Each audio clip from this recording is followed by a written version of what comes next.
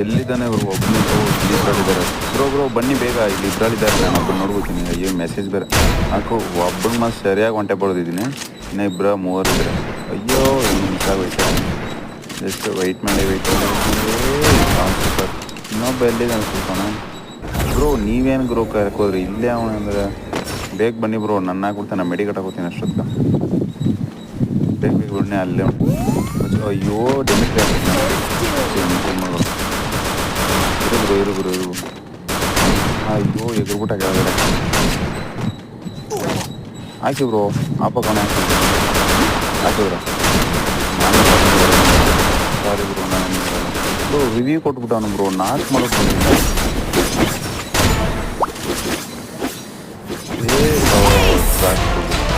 ಕನ್ನಡಿಗಂದ್ರೆ ಸುಮ್ಗೆ